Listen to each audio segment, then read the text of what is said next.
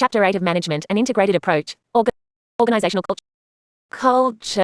Culture, Part 2. Introduction. It is a place where everyone from the president to the janitors calls themselves ladies and gentlemen, where every employee says to a guest, the answer is yes. Now, what is the question? It is a company whose reputation for excellence not only has lasted longer than many companies have been around, but also has continued to grow year after year. When other companies were eliminating many expenses related to customers and employees, this company invested in more training, raising the effectiveness of its people and processes while delivering services of even better quality. The company is Ritz-Carlton. How has Ritz-Carlton shown such growth and sustainable quality for so long? There is, of course, not just one answer to that question, but if there was a foundation to its success, a fountain from which all other reasons fortify its roots, it is the company's organizational culture. Within its culture, employees know what is expected of them. They embody a generous spirit of service and a dedication to high quality.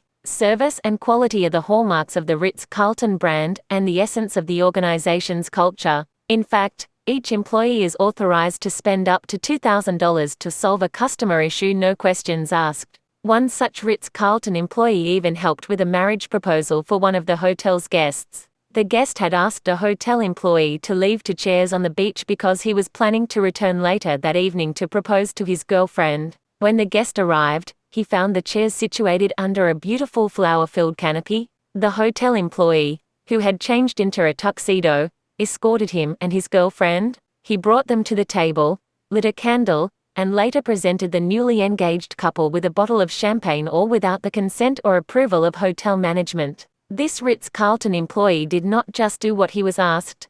He went above and beyond to create an unforgettable experience for the two hotel guests. Creating these experiences is a core part of Ritz-Carlton's culture, which, in turn, serves as a blueprint for all its employees. While formal rules and guidelines in an organization can be a powerful way to shape employee behavior, what seems to matter even more are the informal rules that are embodied in its culture. Like Ritz-Carlton, most organizations want to reach new levels of growth and performance. They seek to implement cutting-edge technology, new strategies, and other change initiatives to increase profits, lower costs, improve productivity, and build value. Yet initiatives fail, mergers falter, and improved performance does not always last. Such failures often result from inadequately addressing organizational culture. An organization's culture provides the foundation and framework for how work is accomplished and what activities and practices are valued by its employees. The previous chapter examined how organizations are designed to enable employees to pursue specific strategic objectives. By itself, however, organizational design cannot enable employees to achieve strategic objectives. It is the culture of the organization that shapes how employees actually behave, and, by extension, drives performance. These are the unwritten rules that can be the central drivers of employee behavior and can even override any formal rules or even organizational units that may be pushing employees in a different direction. Many companies offer lip service to culture while allowing daily demands to pull them away from allocating the correct or the necessary resources to shape the culture. Yet consistently, the highest performing organizations point to their culture as one of the key reasons for their success. Consider 3M. Famous for post-it notes, 3M has continually led its industry, and has done so by shaping a culture that fosters creativity and innovation. At 3M, employees believe in developing new and improved products and processes, by working in teams, challenging ideas, and taking risks. At its core, an organization's culture represents the invisible rules that guide employees' behaviors and hence defines how people think, feel, and act, and it functions at an almost subconscious level. Building a culture doesn't happen overnight and can sometimes take years. At the same time, organizations that have strong cultures can find it hard to change when certain learned behaviors persist over long periods of time. As organizations evolve and the contextual landscape changes, they often need to adjust their cultures, which can involve reinforcing what works, eliminating what does not work, and shaping new rituals or activities. In this sense, culture is dynamic. Organizations that succeed over the long term have been successful in adapting their cultures. In this chapter, we will explore the essence of culture, how it develops, and how it can drive competitive advantage. In addition, we will examine the role that leaders play in shaping the culture of an organization. Finally, we will discuss specific situations in which understanding culture is particularly important, including when one organization merges with another and when there's a change in the external environment in which a firm competes. To investigate culture further, let's look at a case study of Ben and Jerry's ice cream. Ben and Jerry's ice cream. Ben Cohen and Jerry Greenfield of Ben and Jerry's Ice Cream present anything but the picture of typical business executives. Both owners are chubby and sport scruffy beards and wild hair. Both wear t-shirts and flannel rather than a shirt and tie. The two friends enrolled in a correspondence course in ice cream making. The result was an ice cream store and then a company that rapidly overtook the market share of the super premium corner of the ice cream industry. When their company was young, Ben and Jerry were successful at shaping their company's culture. Besides the company being characterized by its funkiness, a trait also seen in the crazy flavors and combinations of mix-ins the company produced, it was also considered family by its employees. The company was based in a small Vermont town to attract people who valued local color and close relationships. Initially, their production was a small operation. When big orders came in, employees pulled together to complete the job the way a close-knit family works together in a crisis. Employees did whatever they could to help out, whether it was in their job descriptions or not. When successes came, employees celebrated together. They also conferred together about key company decisions. The two founders played a specific role in shaping other aspects of the company's culture. Neither of them began marketing ice cream to get rich, rather, the business was an adventure. In spite of the company's size, Jerry was determined to keep the same spirit of fun. He made himself a joy manager of sorts, evangelizing joy at company meetings. Ben, on the other hand, was concerned with the company's moral soul. Under Ben's direction, the company's marketing, including product packaging, became a way to educate the public about social causes. As such, they partnered with ingredient vendors with social activism in mind.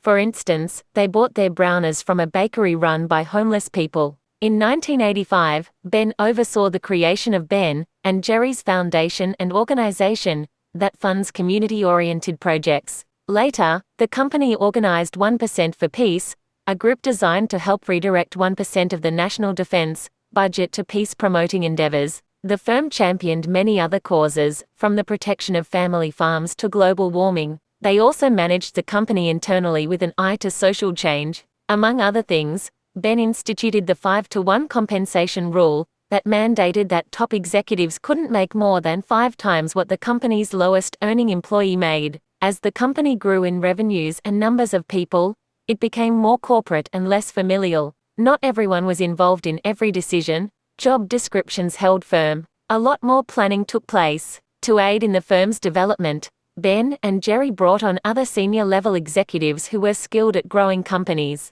Their tutelage brought the company even more success, but these new employees valued economic gain, and their basic assumptions about the company often conflicted with the idea of corporate responsibility. A mission statement, drafted at this point in the company's development, clarified the values of the organization. This document described the company's focus as 3 interrelated parts: a product mission, a social mission, and an economic mission. Ben had to concede to give equal weight to each of the 3 missions. It was also a concession for the new senior executives who believed profit and growth were the lifeblood of any company. As the company expanded, the 5-to-1 policy came under fire. Initially, the owners and executives believed this policy helped them find professionals who were socially motivated. Because of this rule, many of the senior executives had taken an economic step down to work for the company. Most of them were willing to do it because they agreed with the company's culture. As time passed, however, senior executives believed the policy made it impossible to hire other qualified business executives. Ultimately, Ben and Jerry's 5-to-1 policy was sacrificed. By 1990, the policy had been modified to 7-to-1. When Unilever acquired Ben and Jerry's in 2000, it discontinued the practice of reporting on the ratio altogether, a response to the increased complexities involved in compensation and salaries across the company. The death of the 5-to-1 policy didn't diminish the organization's social activist constituency, however. The company's social mission is alive and well. The company donates at least $1.1 million annually to worthy causes, and this corporate philanthropy is largely prompted by employees. While the assumptions underlying the 5-to-1 policy proved dysfunctional, the assumptions underlying the larger social mission weren't. For one, the corporate responsibility bottom line really did affect the economic bottom line for the better. The social causes touted in the product packaging, and in marketing pieces, on the website, and in publicity events became a unique voice in the food industry. The company's social activism resonated enough with the larger world culture to give it a competitive edge. In fact, studies showed that ice cream consumers are willing to pay a little more for products that encourage social responsibility. Although the company had to rethink how and where it acted on its social mission, it successfully maintained its two-part bottom line. Ben & Jerry's is an example of a company that has had to modify certain aspects of its corporate culture to fit changes in the competitive marketplace. The key to success is to ensure that the aspects of culture that provide a competitive edge are reinforced while those that hamper an organization's adaptability are modified. Case in point: Ben & Jerry's ice cream. How did the founders of Ben & Jerry's influence its culture? How would you describe the culture of Ben & Jerry's in the early years? In what ways did the culture of Ben & Jerry's change after it was